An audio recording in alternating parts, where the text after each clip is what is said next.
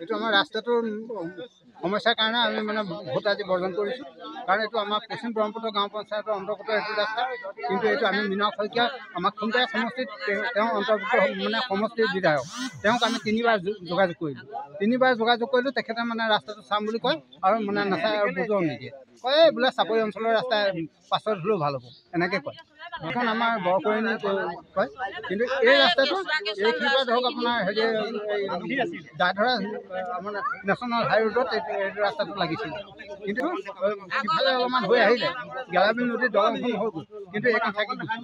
এই ৰাস্তাটো মানে তেখেতক আমি যোগাযোগ কৰিছোঁ যে ৰাস্তাটো আমাক সম্পূৰ্ণ কৰাই এনেকুৱা এটা যিহেতু ভুগি পেলাই জনসাধাৰণে অহা যোৱা কৰিব লগা হৈছে। এতিয়া ল'ৰা ছোৱালীবিলাক স্কুললৈ যাব সময়ত এজাক বৰষুণ দিলে এইপিনে যাব নোৱাৰে, এনেকুৱা এটা অৱস্থা হৈছে। কিন্তু এই কথাটো তেখেতসকলে যেতিয়া গুৰুত্ব নিদিয়ে, আমি আকৌ গৈ পঞ্চায়তত লাগিব। পঞ্চায়তৰ প্ৰেচিডেণ্টে কৈ পেলাই নহয় এইটো আপোনাৰ পিডব্লিউ ৰাস্তা, পিডব্লিউ ধৰি থৈছে, পিডব্লিউ কৰিব। এতিয়া কৰিবকৈ থাকোঁতে আজি কেইবাটা বছৰ পাৰ হৈ গৈছোঁ। সেইকাৰণে আমাৰ এতিয়া জনসাধাৰণে এইবাৰ ভাবিলে যে আমি ভোট নিদিম। এইবাৰ আমি গোটেই জনসাধাৰণখিনি এইবাৰ ভোটটো আমি বৰ্জন কৰিছোঁ। আৰু আগন্তুক আমাৰ যিটো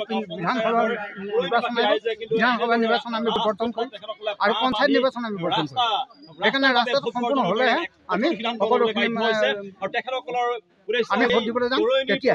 কিন্তু ৰাস্তাটো যদি সম্পূৰ্ণ নহয় তেতিয়াহ'লে জনসাধাৰণে আমাৰ মানে ভোট বৰ্জন কৰিব। আৰু এতিয়া পাৰ হৈ গ'ল যি হ'ল, কিন্তু আমাৰ আগন্তুক যিজন আমি মানে আমাৰ দেৰগাঁৱৰ পৰা আমি এজন বিধায়ক আহিব, তেওঁক যদি এই ৰাস্তাটো এতিয়া যদি গুৰুত্ব দি ৰাস্তাটো বনাই দিয়ে তেতিয়াহে আমি ভোট দিম। কিন্তু যদিহে ৰাস্তাটোৰ ওপৰত গুৰুত্ব নিদিয়ে, ৰাস্তাটোৰ ওপৰত কোনো মানে চিন্তা চৰ্চা নকৰে, তেতিয়াহ'লে আমি বিধানসভা নিৰ্বাচনত আমি ভোট দিবলৈ নাযাম আৰু পঞ্চায়ত নিৰ্বাচনত আমি ভোট দিবলৈ নাযাম। বৰ্জন কৰিছোঁ মানে আমাৰ এই ৰাস্তাটোৰ কাৰণে মূল কাৰণ এই বহাগৰ বতৰত আমি ভুই ৰুবলগীয়া হৈছে, কঠীয়া ৰুইছোঁ। ভোট দিবলৈ নোযোৱাৰ বাবে আহিছে যিকেইজন আমাৰ মানে আগতে বহুতখিনি আমাৰ ৰাইজ গৈছিলে মৃণাল ছাৰৰ ওচৰলৈ। এই মৃণাল ছাৰে আমাক প্ৰতিটো সময়তে কৈছিলে যে ৰাস্তাটো হেৰি কৰি দিম, আপোনালোকে চিন্তা কৰিব নালাগে। কিন্তু আমি ছাৰৰ কথা মতে আজিলৈকে হেৰি কৰা নাই।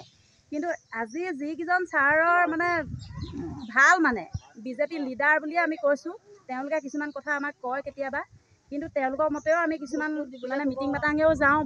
আজি ভোট কেন্দ্ৰৰ পৰা আহি তেওঁলোকে কৈছে যে এইখিনি কাম নকৰিব, কিয় কৰিব লাগে, যে ভোটটো আপোনালোকে দিয়কগৈ। আমি কৈছোঁ যে আমি কেতিয়াও এই ৰাস্তাটো কোনো এটা উপায় হেৰি নকৰালৈকে আমি কেতিয়াও ভোট দিবলৈ নাযাওঁ।